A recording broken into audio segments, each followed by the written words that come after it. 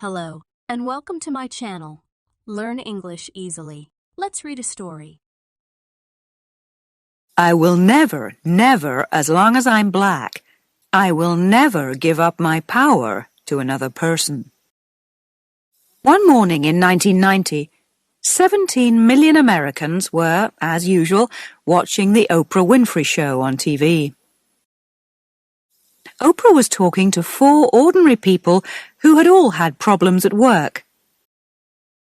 They each told a story of greedy companies, selfish bosses, and lazy colleagues. While Oprah asked them questions, smiled, and listened carefully. Many of the stories were familiar to the people across the US who were watching Oprah's show. Oprah's viewers were mostly ordinary Americans, and many of them had experienced similar problems in their offices, shops, and factories. To these people, Oprah was one of them. She had come from a poor family, and she had had a tough childhood. She had had to fight for everything in her life. Oprah seemed to be someone who had suffered the same problems as they had and who saw things in the same way. So everyone was looking forward to some fun when Oprah introduced her next guest. He was a writer on business called Harvey Mackay. You could see immediately that Mackay would be on the side of the bosses. He would try to explain why they often behaved badly towards ordinary workers. He would try to explain why the bosses earned such a lot of money while ordinary people earned so little. And then Oprah would have her chance to ask him a few difficult questions. She would tell him how ordinary people felt about big business. But Harvey Mackay surprised everyone. He didn't just talk and give answers. He started asking Oprah questions about her life. "It seems to me," he said to her after a few minutes, "that you're a tough but fair boss." Oprah looked pleased and called to the people who helped her at the back of the stage. "I'm very fair, aren't I, girls?" For many of Oprah's viewers, this was an interesting moment. They had watched her shows every day for many years, and they thought they knew most things about her. They had heard about her problems as a child whose parents had separated. They had listened to her tell them about her relationships. They even knew what she ate and that she had often tried to lose weight. But Oprah was also a boss, and that idea was new and interesting to many of them. When they thought about it, it was clear that Oprah was much more than just a friendly woman on a popular talk show. Oprah didn't just appear on the Oprah Winfrey Show, she owned the Oprah Winfrey Show. That meant that she earned a lot of money from the advertisements in the breaks in the program. She also owned the studios where they made her show. It was one of the best TV production centers in the US, and it had cost around $20 million. In fact, her company, Harpo Productions, gave Oprah control over her life and over the lives of many other people. In the entertainment business, Oprah's love of control was famous. Although she was very busy, she signed every check for her company, so she always knew exactly how every cent was spent. It was perhaps strange that Oprah had become so interested in controlling her life. She had started in talk shows because she was so out of control. Her first jobs were as a newsreader for small radio and TV stations in the south of the US in the early 1970s. In those days, it was quite unusual for Americans to see a black woman reading the TV news. And in 1976, she was offered a job with a much bigger TV station in the city of Baltimore. Everyone thought she looked great on TV, but she didn't have the right character to be a good journalist. She always became too involved in the stories. When stories were sad, she sometimes started to cry. When the stories were happy, she was clearly happy too. "This is crazy," her bosses said. "We have to find this woman another job."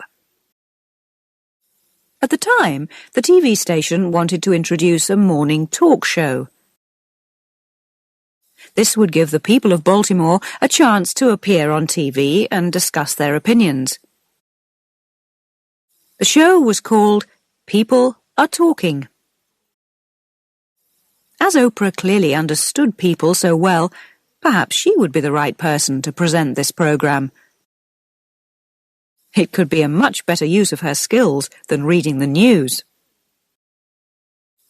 Many TV interviewers prepare questions before an interview and then don't really listen to the answers of their guests during the show. But Oprah was very different. She was always interested in what people said. She had real conversations with the people that she interviewed. Soon, her bosses in Baltimore realized that Oprah was a star. Oprah's show was so successful that after a few years, TV bosses in other parts of the country started to notice her. In 1983, a big TV station in Chicago asked her to present their morning talk show, AM Chicago. They offered her a 4-year contract and said that they would pay her $200,000 a year. It was a lot of money, but Oprah was worried about moving to Chicago. She didn't need to be, because when she arrived there, she immediately felt at home. "Just walking down the street, I knew I belonged there," she said.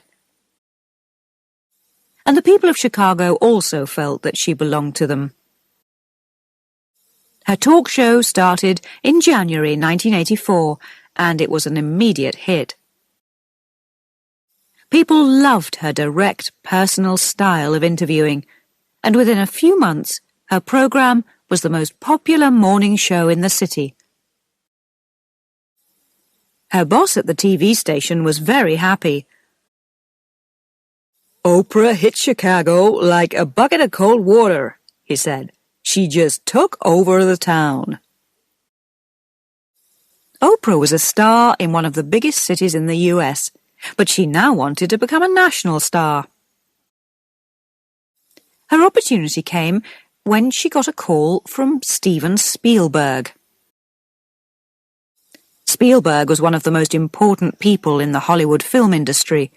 He had made several successful films, including E.T. He now wanted to make a film of a book by the Black American writer Alice Walker called The Color Purple. "Would you like to play a part in the film?" he asked her. Oprah couldn't refuse. The Color Purple was one of her favorite books, and she also knew that a part in a Hollywood film would make her famous around the world. But she was so busy with AM Chicago that she had no time to do any other work. Oprah wanted to be in the film so much that she was ready to leave her job with the TV station. But her business manager, Jeffrey Jacobs, had other ideas. "We can work this out," he told her. "The TV station will have to give you a break from the show." Oprah's bosses weren't very happy about the situation,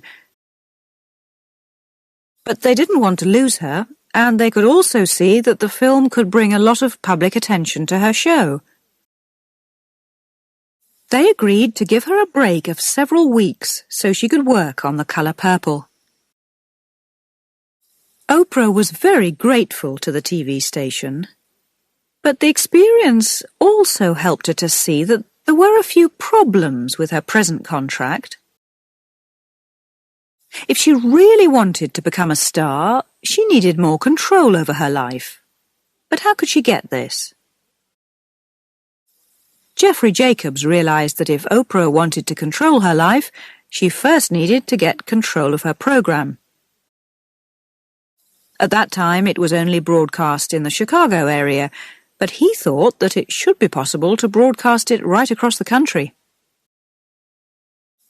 He knew that when The Color Purple arrived in the cinemas, Oprah was going to become an international star.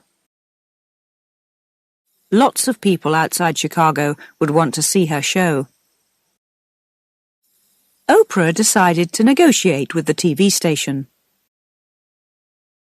First, she made them change the name of the program to The Oprah Winfrey Show. Then, she asked for a share of the money from sales of her show to other TV stations. It was a great business decision. When The Color Purple came out, the film was a big success and everybody admired Oprah's performance. As a result, they all wanted to watch her TV show too. 138 TV stations across the US bought The Oprah Winfrey Show. And suddenly, her earnings jumped from $200,000 a year to $30 million a year. Oprah's decision had made her rich. And it had also taught her an important lesson. Control was the key to success. So in 1986, she started her own company called Harpo Productions. Harpo is Oprah spelled backwards. At first, it was just to create publicity for her show and to answer letters from viewers. But Oprah had big plans for her new company. In 1988, she started to negotiate with the bosses of the Chicago TV station again. This time, she wanted Harpo Productions to buy the Oprah Winfrey Show from them. The TV station bosses weren't happy. They knew that Harpo would still allow them to broadcast the show, but the deal meant that they were losing control of their most important program. As negotiations continued, it became clear that, if necessary, Oprah was prepared to walk away from her show and go to work in Hollywood. They had to give Oprah what she wanted.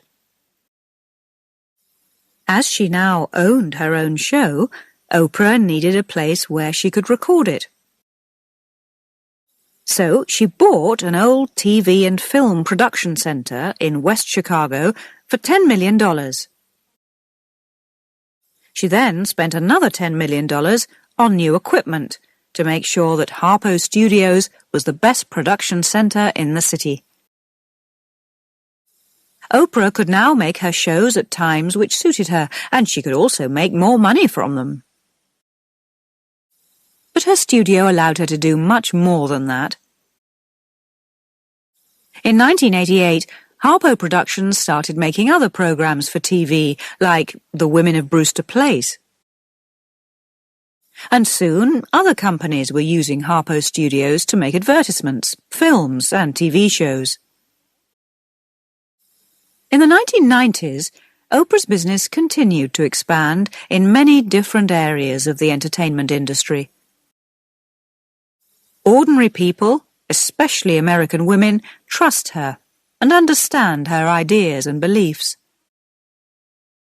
They see her as an honest person from a tough background who has fought for her success. This means that many people are happy to buy products that carry Oprah's name. This has given Oprah many great business opportunities. In 1998, she created a company called Oxygen Media, which produces TV programs for women and children and makes similar material for the internet. Recently, she also started work on a new women's magazine. And she even has her own film company, which has signed a contract with Disney. When Oprah had her 40th birthday in January 1994, she was already the most powerful woman in the world's entertainment industry, and also the most highly paid.